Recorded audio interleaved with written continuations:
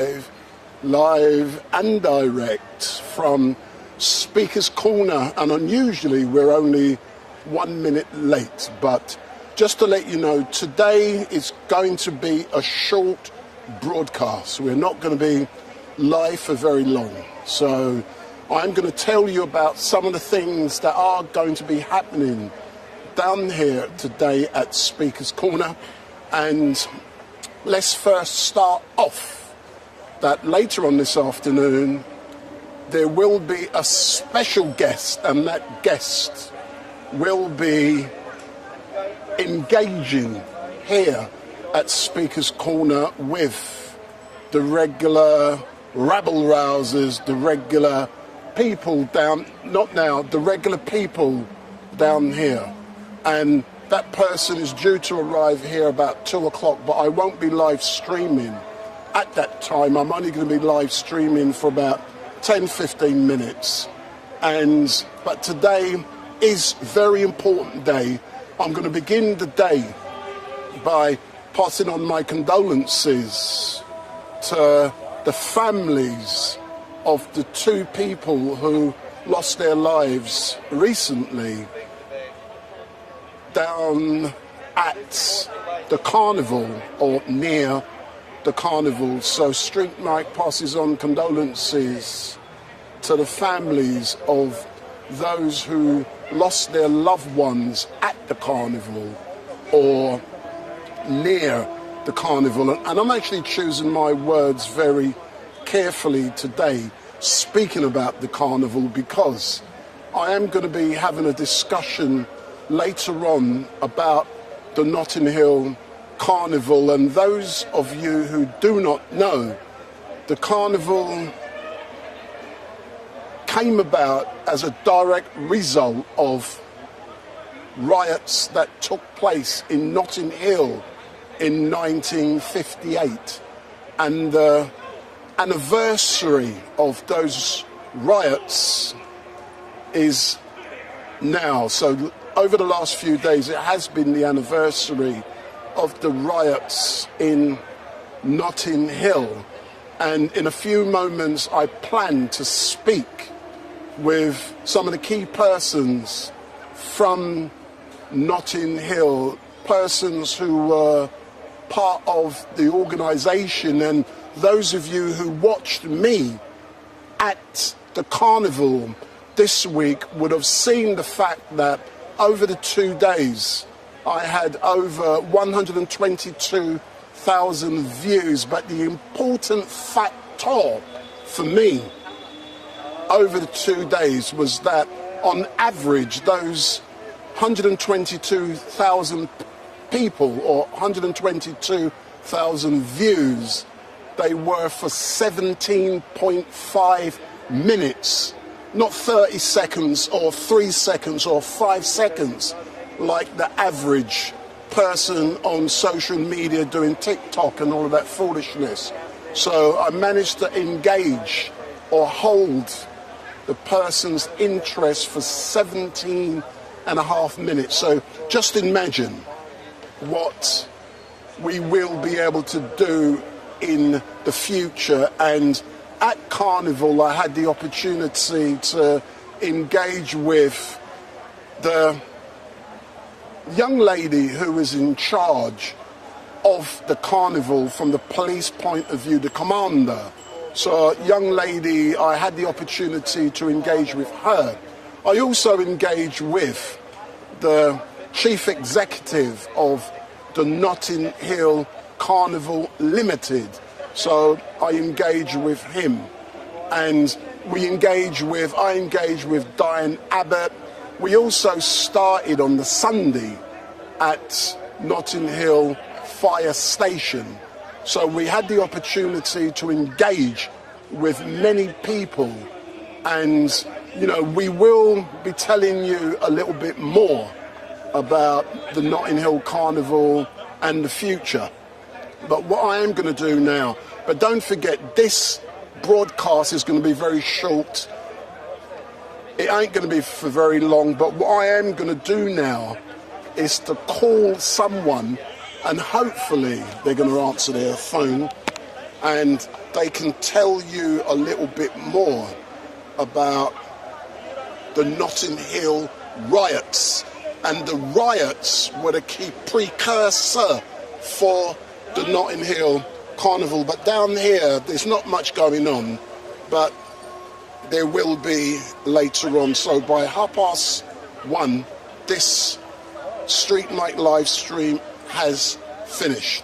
So what I'm now going to do, and by the way, I have a young lady, a friend by the name of Sasha Johnson, and those of you who know Sasha, she was the beautiful, intellectual young lady, a warrior queen who was shot and survived the shooting, and she's made a miraculous recovery. And I know she's currently watching. So Sasha Johnson, big up. I said I'm going to give you a shout out, and I've no doubt the guests later on will also give you a shout out. So what I'm going to do now, I'm going to give someone a ring, and hopefully they will answer. And when I finish the conversation, it's likely that this live stream is going to be ending. So I'll also say hello to a few of you in the chat. So I'm now going to ring a person.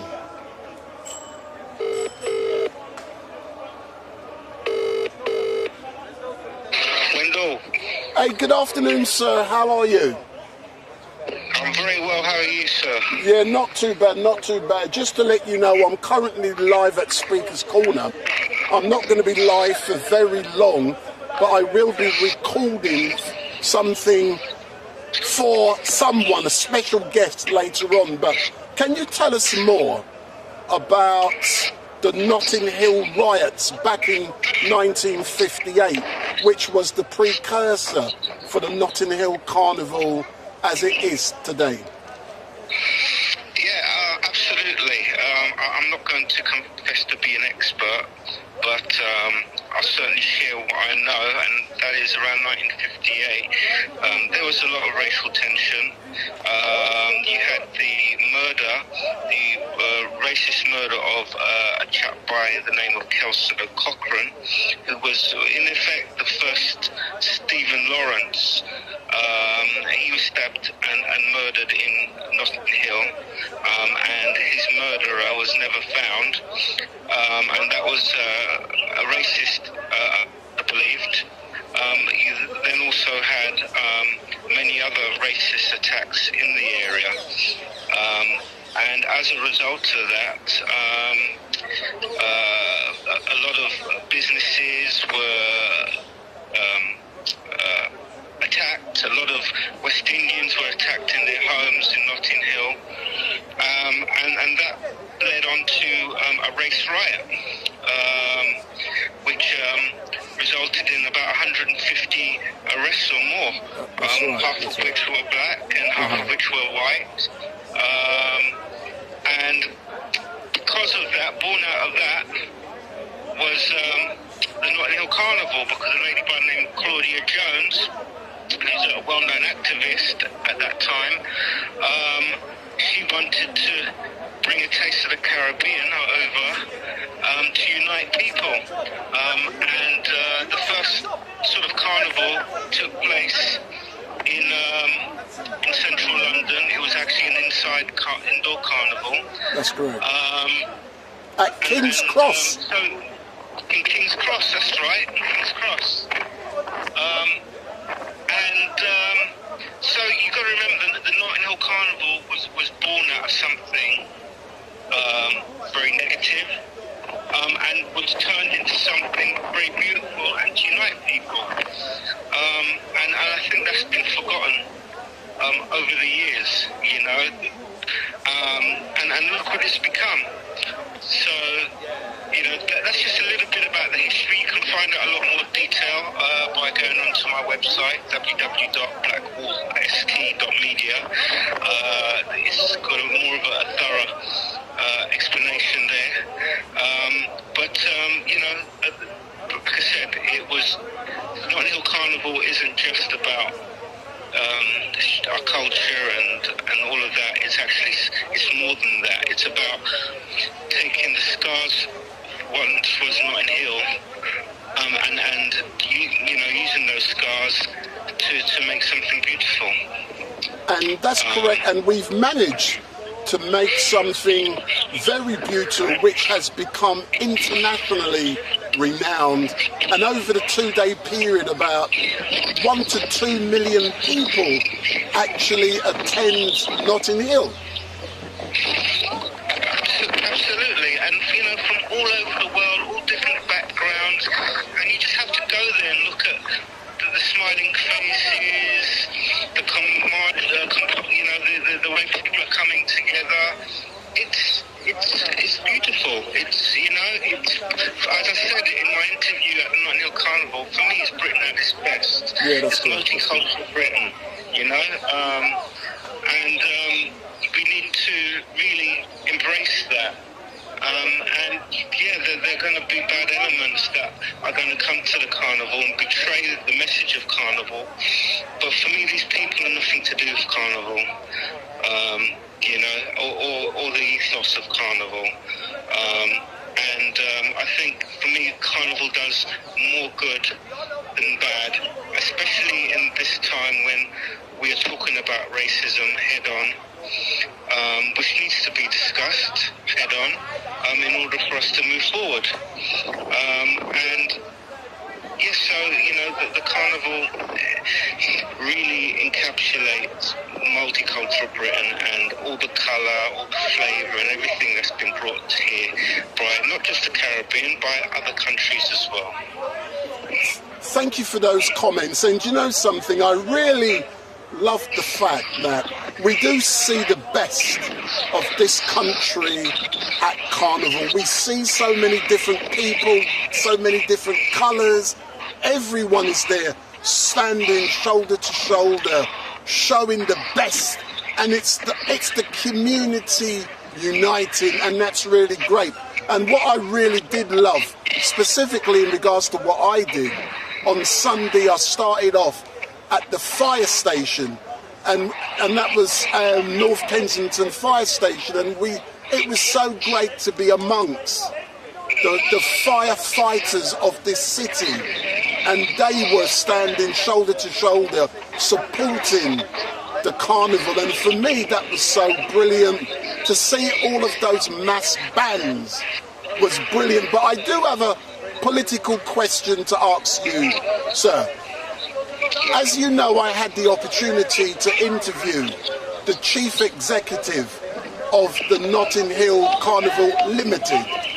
And I posed the question, Matthew, and I posed the question specifically about the decision-making process in deciding which bands go first. And the reason I asked that question is during the last 3 years, I have seen the same bands going first, and the bands I've seen going first, in my opinion, does not uphold the original, what's the right word to use, the original footings of the carnival. Carnival was about steel band and sound system, but the first 5 bands, I didn't see all of that. So I want to be asking questions. Why has carnival changed so much? I've also noticed not as many floats are there, and Matthew has confirmed that's due to the cost. So the question I want to ask you, am I barking up the wrong tree in asking questions about that decision-making process in deciding who leads carnival? No, I don't think so. All questions are valued, and all questions need to be heard. We all want carnival to continue to prosper, and make sure that it's dealt with in an organic way. I definitely hear where you're coming from. You'd like to see more steel pans and more of the costumes and things like that, as opposed to perhaps the sound systems. But, carnival's evolving all the time. That's correct. and you know, the generations are evolving. So I guess you've got to just kind of strike that balance between, you know, the new generation coming through and the old generation. But I think you're quite right in saying that we need to hold on to those roots, definitely, and make sure that they're always in a prominent place when it comes to the carnival. Yeah. So, and as you know, sir, I could have, if I wanted to, is do my broadcast from the judging area at Carnival, but I decided not to. I felt the location where we were at, was the best place, and you managed to point out, Matthew, you managed to point out Dyne Abbott, and we managed to entertain 122,000 people for an average of 17.5 minutes. Going forward, what can we do better in 2025? I think I'd like there to be more commentary, more interaction with our viewers, and create a safe space to interview more of the carnival revelers. You know, so I think that's what we could improve on. And as I say, as normal, sir, thank you very much. And later on this afternoon, I'll let people know that Brother Leo Muhammad from the Nation of Islam will be here yet again. And it's going to be a different setup today. But I'm not going to be streaming then because I'll be finished. But I will be doing other things. But you can watch that video on Brother Leo's channel later on this week. But all I can say, sir, is thank you very much. And I look forward to engaging with Deborah from the Windrush Generation Legacy Association next. Absolutely. And I just want to emphasize one point that I think it's really important that we find ways to come together, like the carnival and any other ways, you know, because we're one big community, regardless of our background or heritage. We're all here, and we all need to coexist and find ways to find common ground and celebrate all our culture together, regardless of where you come from. So let's continue to do that. Excellent stuff. Thank you very much, sir, and I'll speak with you later on this evening. Thank you. Thanks very much. Have a great day. Thanks a lot. Bye-bye. Bye. So that's my colleague from Black Wall Street Media. So if you Google Black Wall Street Media, you'll find what he does. What I'm now going to do is to engage with a heckler because someone has asked to talk to hecklers. So we're going to talk with a heckler. But before I do, I'm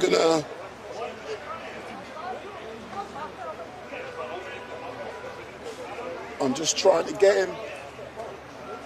Heckler! Call him, yeah. No. Jeremy!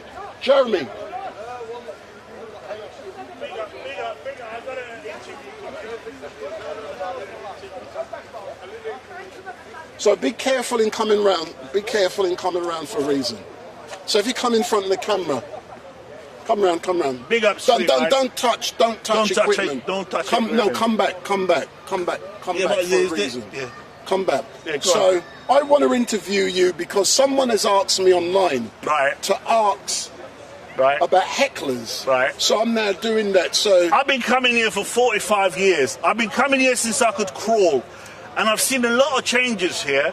There weren't as many police as there were here. There weren't as many Islamic fanatics as there were here. There were the communists over there. There were the gays and lesbians over there. Rewind, selector. Yes. I'm asking you about hecklers. Yes. What is the number of police and communists got to do with hecklers? So if you come back a bit, yeah. Right. The question I want to ask you. I just enjoy it because I have. Now hold on, let me set the scene. Yeah, set the scene. Yeah, for the people watching. Yeah. What is it that inspires you. It gives you adrenaline. It gives me a thrill. I get a kick out of it. I get exactly the same with sex. Yeah, but I'm sorry, you're too old to have sex. You probably need Viagra or some stimulant or some shit like that. I don't know. No, but hold on. I mean, look how at you. How dare you? Because you're a granddad. How dare you swear? Yeah. People say if you swear on children. Hold on. Yes. If you swear on my fucking channel, yes, that means I'll get demonetized. How many people swore at the Notting Hill Carnival when you were covering it last week? Hold on. But because I don't give a shit about monetization, I can fucking swear. I know. So going back, what is it about heckling that inspires and motivates you? It motivates me because my wife doesn't want me there on a Sunday afternoon, so she just kicks me over here, and then I just end up taking a piss out of the Muslims, the Christians, and everyone else. Do you know what I mean? I don't really discriminate against who I'm going to heckle. I don't give a shit. I don't have a religion. I have a bank account. I've got a nice car. I've got a nice home. And that's all I give a shit about. I don't care what food I eat, whether it's a bacon sandwich or a halal burger or a falafel from over there. But come back. But I got nothing to lose. But what is in the heart of heckling? What is it? Hold on, rewind selector. Yes. What makes a great? Hold on. You see that? He's Clark, boy. See, I can swear because I don't give a shit about monetization. So what is it about heckling? What do you need? What skills do you need to have to be able? It keeps the speaker in check, mate. Do you know what I mean? It because the speaker can talk a lot of crap. I mean, there was a guy over there. I just finished with him. He's a Hamas supporter and a terrorist sympathizer. I'm not having that because I want to defend myself. I don't want to get blown up by some Islamic terrorists on a bus or an underground somewhere. So I've got a right to defend myself, and doing so is called heckling. In your book. Do you know something? Yeah. I've just been educated. The phones are already started to ring because when we were at the Notting Hill Carnival the other day, the phone was ringing off the hook. But I've already told people that at 1:30 this live stream is finishing. Right. Because I'm teaching we haven't got all day. I'm teaching them a lesson. Yes. When they piss me off, I'm going to switch off, so stop pissing me off. What are they telling you? Can you just come out with some of the comments? I don't care. I'm in charge. Okay. I don't do this. Can we talk about the Notting Hill Carnival? Let's finish about heckling. Then we can talk about the Notting Hill. Look. I just do it because I get a kick out of it. You ain't got nothing better. Nothing to do on a Sunday afternoon. There's no football, nothing. So I might as well just come here. Is there football? Yeah, is there football today? Excuse me. No heckling. I'm live. So there's nothing else better to do. Just come down here, take a piss out of people, have a laugh, have a crack, talk to Street Mike, big up Street Mike. Talk shit to me. You know what I mean? And then just pick them up one by one. I mean, at the end of the day, they don't have anything to say. But which person do you enjoy heckling the most? Uncle Omar. Uncle Omar, that dirty, stinking rascal. Yeah. He is the Imam of Hyde Park. He's the Imam. I've banned him. Come back. Because he's so racist, obnoxious, rude. He is just the epitome of rubbishness, you know what I mean? So therefore, Uncle Omar is my favourite target in this part. Heckly. Yes, Heckly. Not employee, Heckly. Heckly, and you banned him because, to be honest with you, he called you an Uncle Tom. No, hold on. Corrected. I have no problem People at Speaker's Corner with Omar calling me Uncle Tom. Yes. He can call me a nigger. This is freedom of speech. Yeah, right. But if he says it out there, I'm going to bust his rascal. Yeah, you're right. Yeah, well, I mean, at the end of the day, I mean, he is the man who has assaulted the police on occasions. With his stick. I know you're proud of that. The thing is, Tommy Robinson will wipe the floor with Uncle Omar. Oh, Tommy Robinson. Yeah, I love Tommy Robinson. also is a fan. He was there backstage, last month. And backstage, on stage, front stage, corner stage. Every stage. Yeah, he was there. He was there, basically. Let's talk now about the Notting Hill Carnival, and let me set my stall out. Yes. I've already got a lot to say about that. I've already begun by reminding people of how the Notting Hill Carnival come about. It come about as a direct response to the Notting Hill riots in 1958. And it's now morphed into what we now know. But the anniversary of the riots was last week. Yeah. But earlier on yesterday, we heard the sad news that 2 people had lost their lives. One of them was dying. Hold on. Two young black people lost their lives. Hold on. Let me finish. Let me set my rascal stall out. Yeah. What I'm saying here. 2 people lost their lives, and we got to show respect, and our condolences on the loss. My heart goes to their family, to their families and friends, and then the young girl that is left behind without a mother. This is bang out of order. Yeah, that's correct. Yeah, he's bang out. The guy was a talented chef. He worked for Gordon Ramsay's in Dubai. He came here for a holiday, and he ended up in his tragic death. But 45 years old. I'm going to address that issue, but specifically. Yeah. Don't tell me he was in Queensway and he was. Hold on. And it's not related to the carnival. We're going to come there. But the point I'm making, sir, I'm live, so shut up. The point I'm making is the carnival has morphed into something very important. There are certain elements who attend carnival who are hell-bent on destroying what carnival has become.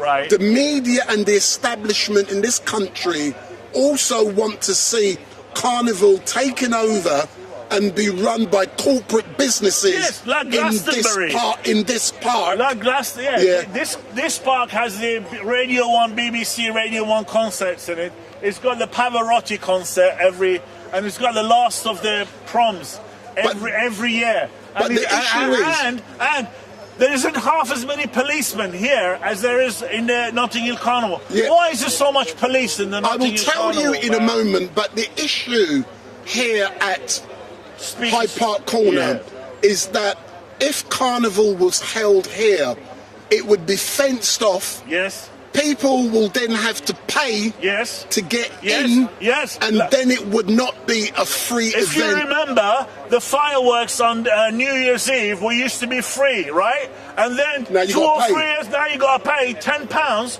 and there's like a lottery, like the Oasis tickets now. Big up Oasis. So it's all a con, you know what I mean?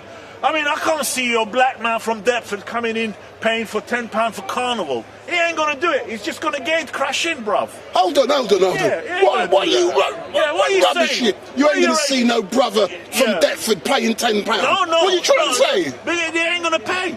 But why?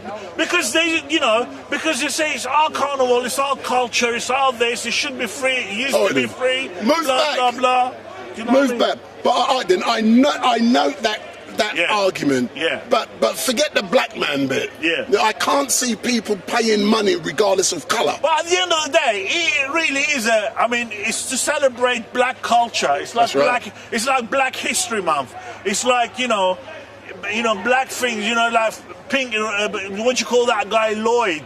Black Lives Matter. BLM. It's all of them. You guys were involved in. What do you mean, you guys? The knee. Going down on your feet and all that. You know what I mean? It's all black this, black that now. What's wrong with black this and black that? No, there's nothing wrong. But they just think because they were slaves before.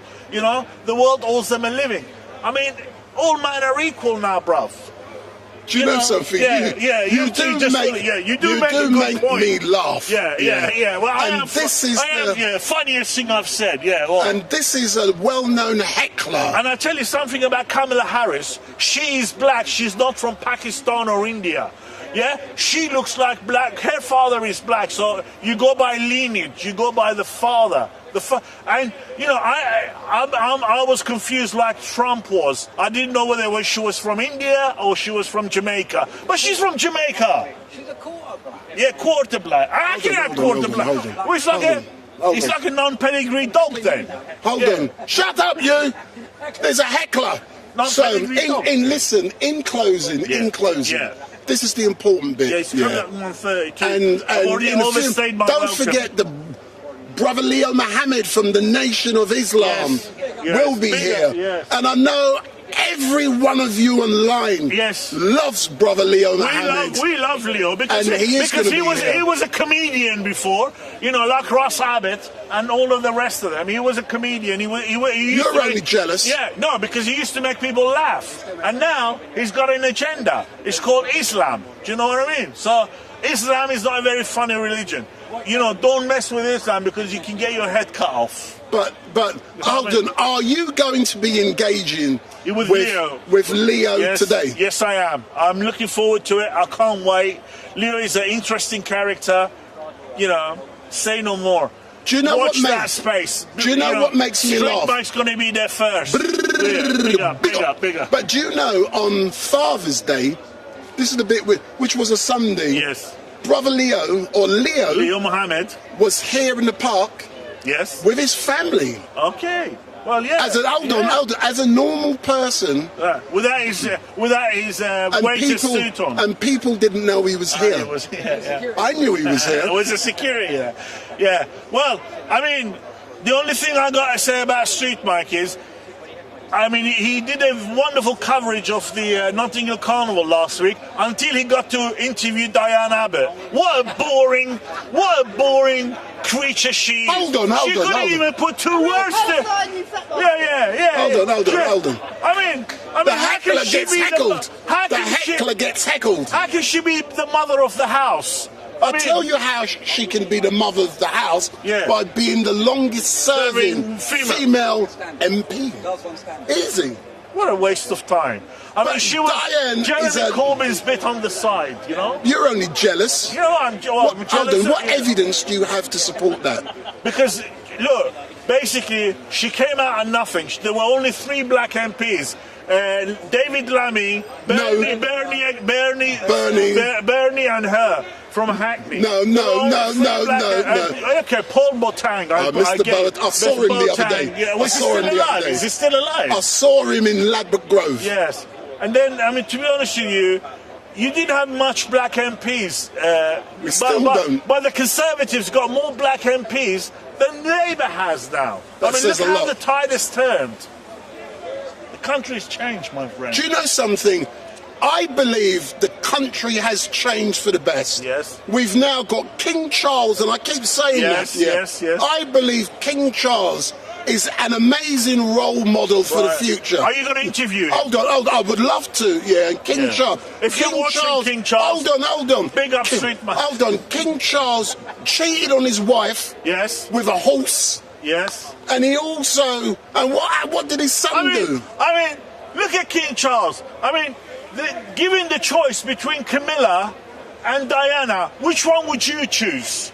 Do you know what I mean? I mean, the bloody choice is obvious, isn't it?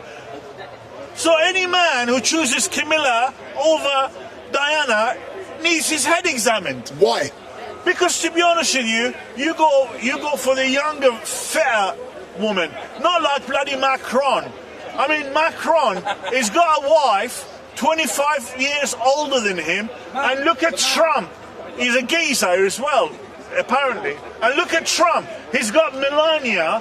The guy's 78 years old, and she's probably about 45.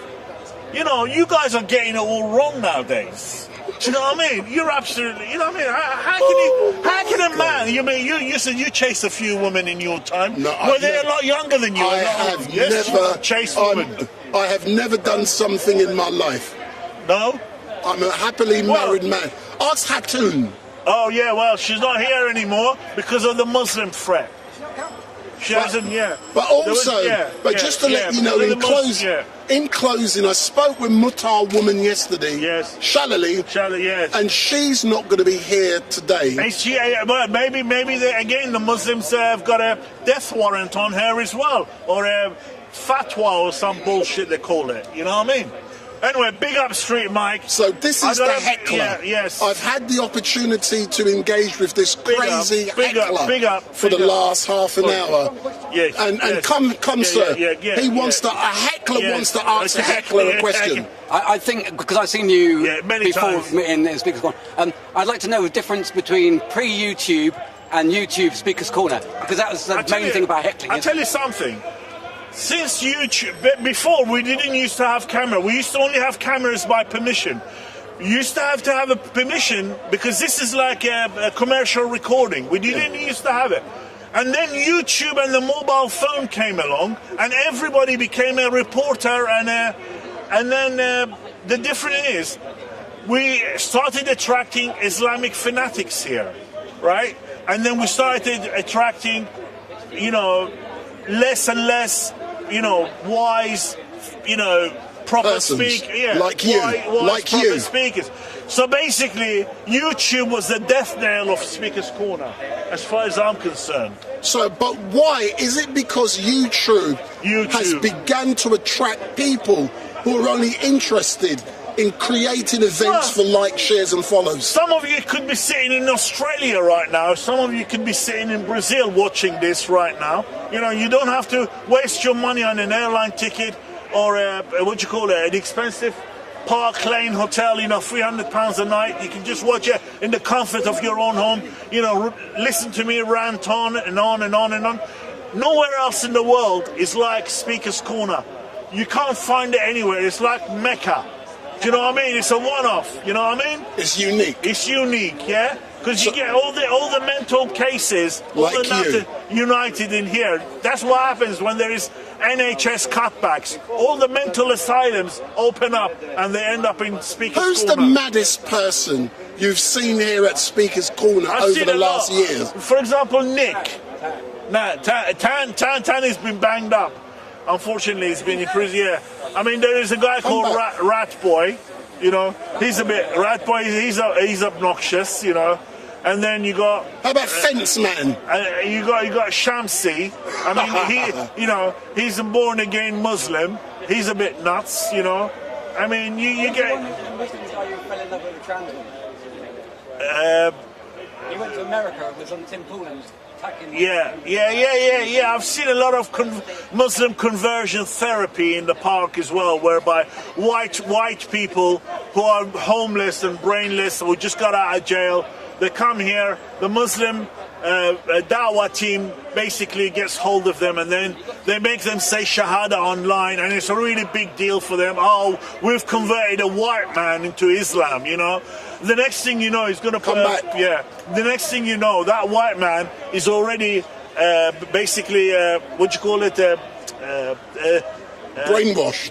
He's brainwashed and radicalized, right? And then they make the white man go and put a bomb on a London Underground station or something, and then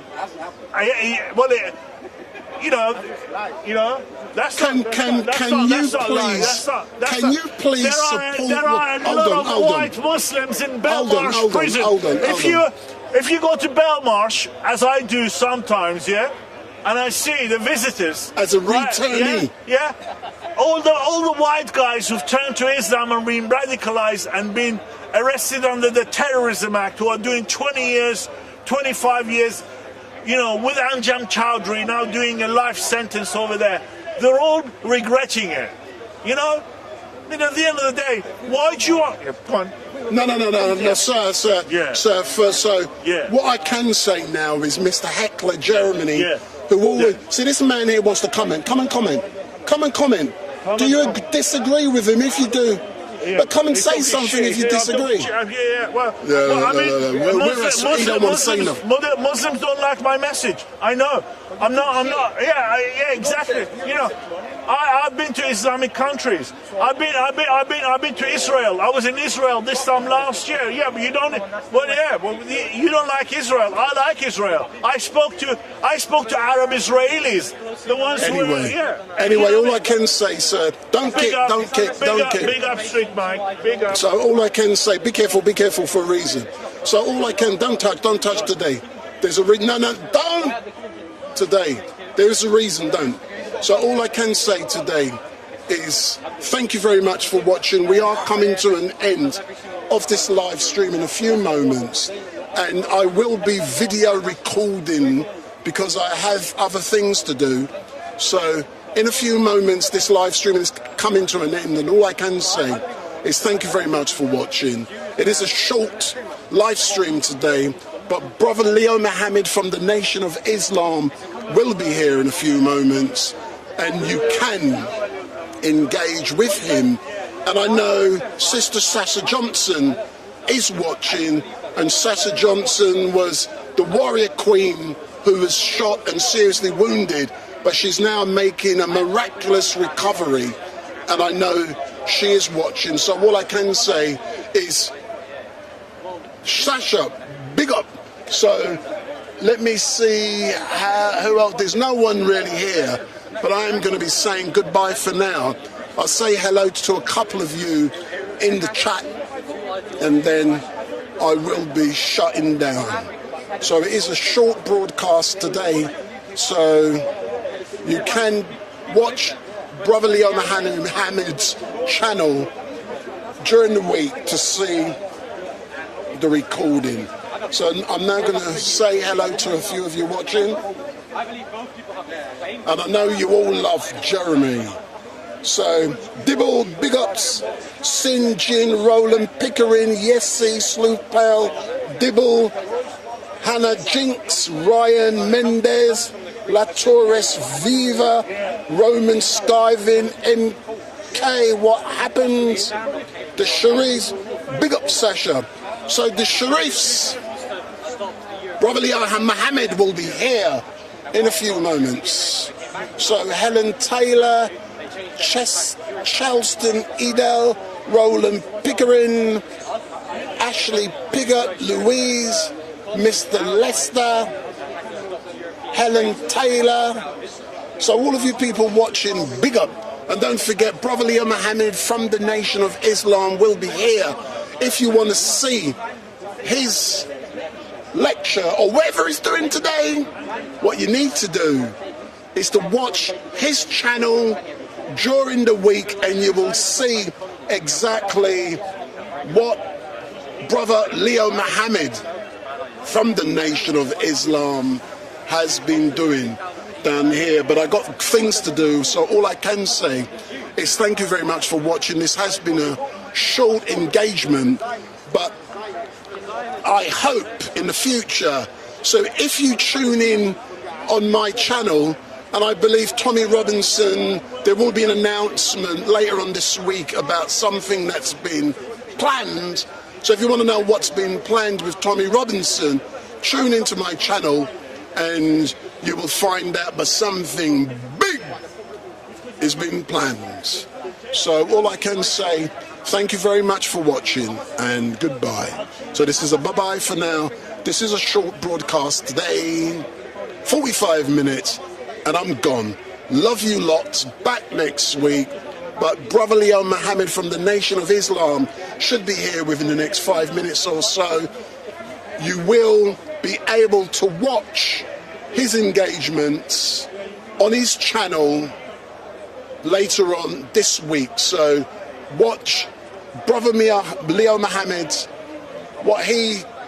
his engagement in his channel later on this week. So all I can say is thank you very much for